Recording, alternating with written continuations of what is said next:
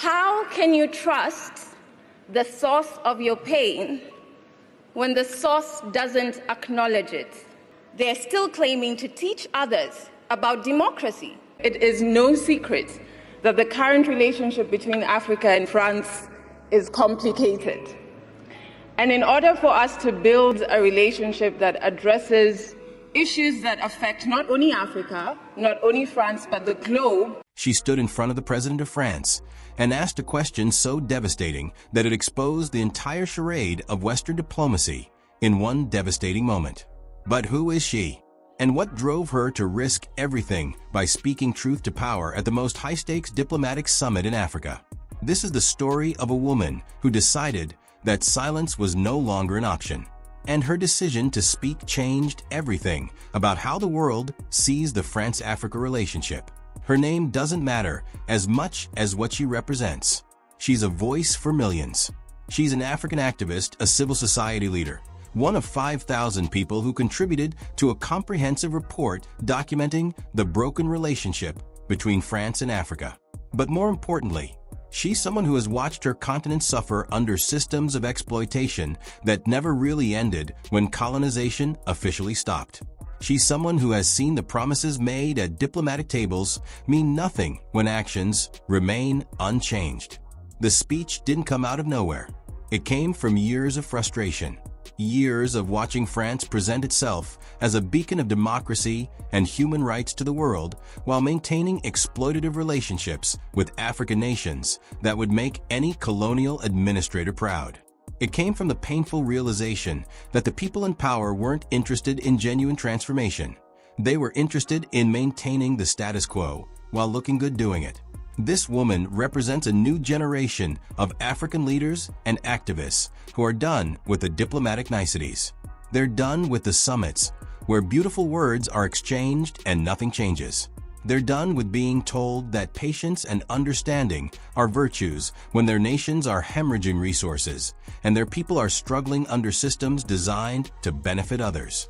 But here's what makes her intervention so powerful. She didn't come unprepared. This wasn't an emotional outburst. This was a calculated, strategic move based on months of research, community consultation, and preparation. The report that 5,000 people contributed to. That was the weapon. That was the documentation that made her words undeniable. She wasn't making accusations. She was reading facts. She was presenting evidence. She was forcing the world to see what it had been choosing to ignore. Her purpose was crystal clear. She wanted to make Macron uncomfortable. She wanted to force him to acknowledge what his administration has spent years denying. And more than that, she wanted to shift the entire conversation. For decades, the narrative has been, Africa needs France's help. Africa should be grateful for the relationship. But she came to that summit to flip that narrative on its head. She came to say, France needs to acknowledge what it's done. France needs to change. And Africa will no longer accept scraps and apologies that never come. The moment she asked, how can you trust the source of your pain when the source doesn't acknowledge it? That was the moment the entire dynamic shifted. Because she wasn't asking permission. She wasn't requesting change. She was presenting a problem that France cannot ignore anymore because it's been documented, it's been witnessed by the world. And it's being championed by someone who cannot be dismissed as just another activist making noise. What motivated her to take this risk? That's the question that reveals the deeper story. She didn't do this for fame. She didn't do this for personal advancement. She did it because she represents communities that have been waiting for anyone, with a platform to say what they've been saying in whispers for years. She did it because she understands something fundamental. The only way systems of exploitation end is when someone is brave enough to name them publicly, loudly, and in front of the people perpetuating them. She also understood the psychology of power. Macron came to that summit expecting the usual performance. He expected African leaders to thank him for his engagement with the continent.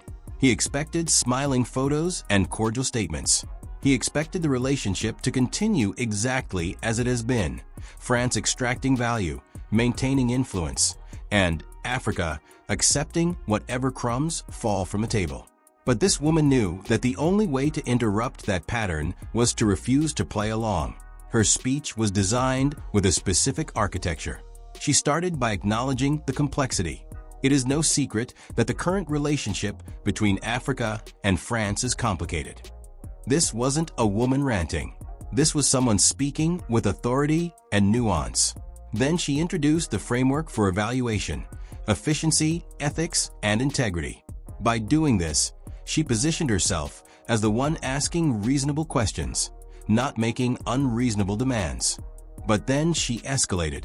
She talked about the pain of colonization not as history, but as present reality. She made Macron sit with the discomfort of knowing that every single person in that room, and millions beyond it, carry the psychological and economic weight of what his nation did. She wasn't allowing him the luxury of distance. She wasn't allowing him to treat this as an academic discussion about the past. She made it personal. She made it immediate. What's crucial to understand is that her strategy was also about accountability through visibility. She knew that by speaking at this summit, her words wouldn't just reach Macron. They would reach the media. They would reach global audiences. They would create a record that France cannot deny or rewrite. She was creating a historical moment where France's response, or non-response, would become part of the permanent record of how the nation chose to address these accusations. She also understood the leverage she had. By speaking on behalf of 5,000 contributors and millions more, she positioned herself not as an individual activist, but as a representative of a movement. This made her impossible to dismiss as a fringe voice or a troublemaker. She was speaking for the documented concerns of a massive coalition. Macron couldn't simply walk away from her speech. The optics would be terrible. The message would be clear. France would rather ignore its critics than engage with them. Her purpose extended beyond Macron, though. She was also speaking to other African leaders in that room.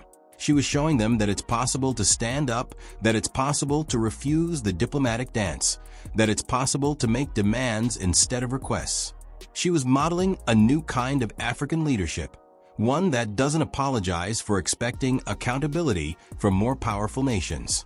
This is a subtle but crucial shift in how Africa positions itself in global relations.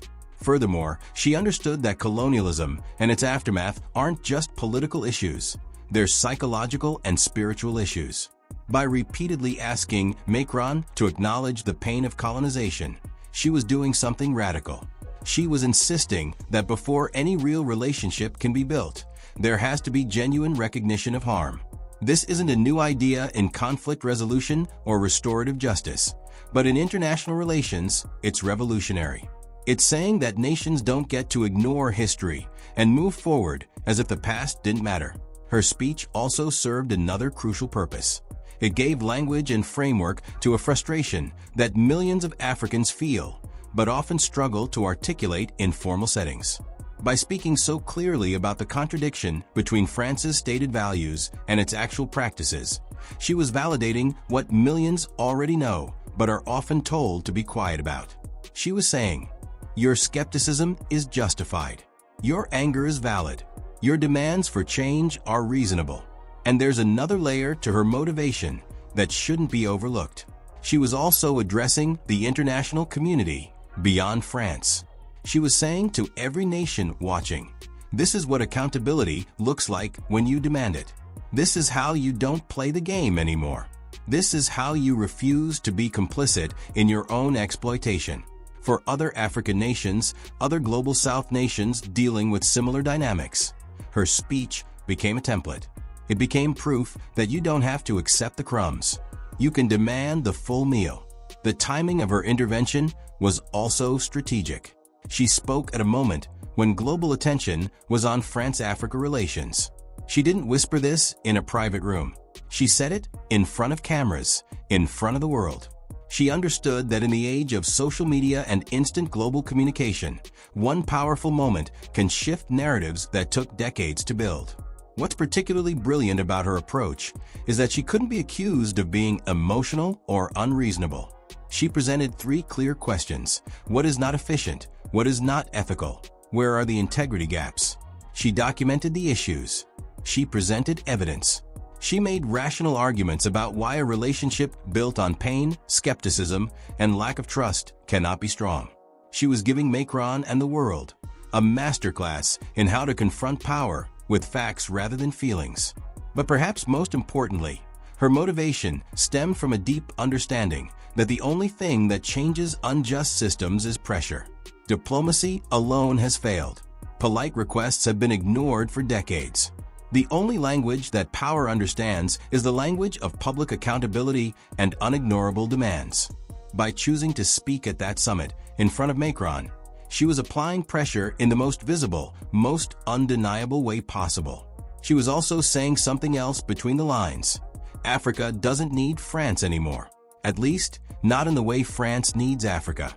France depends on African resources, African markets, African strategic importance. But Africa's patience with French exploitation is wearing thin. This woman was representing that shift. She was representing a moment where African nations are recognizing their own leverage and deciding to use it. Her purpose was also deeply personal for millions. She was speaking for the child in a rural African village who has access to fewer resources because of colonial extraction systems that still exist. She was speaking for the young professional in an African city who watches opportunities flow out of the continent toward Europe. She was speaking for the generations who inherited trauma and economic disadvantage from colonization. By speaking at that summit, she was giving voice to all of them. And here's what makes her intervention so historically significant. She was drawing a line. She was saying this far and no further. She was saying that the old way of doing things, where Africa accepts exploitation dressed up as partnership, is over. Whether Macron realizes it or not, he witnessed a moment where the power dynamic is shifting. He witnessed a woman who refused to be intimidated by his position, his platform, or his nation's power. Her message, ultimately, was this: real relationships require real acknowledgement of harm. Real partnerships require real equality. And Africa will no longer accept anything less. The question she asked, how can you trust the source of your pain when the source doesn't acknowledge it? That question hangs in the air now. It's Macron's answer, or his refusal to answer, that will define the future of France-Africa relations. She took that risk because she believed, as do millions across Africa, that the time for accepting crumbs is over. The time for demanding full recognition, full accountability, and full transformation has arrived. And by speaking at that summit, she became the voice that couldn't be ignored, the face of a movement that France can no longer pretend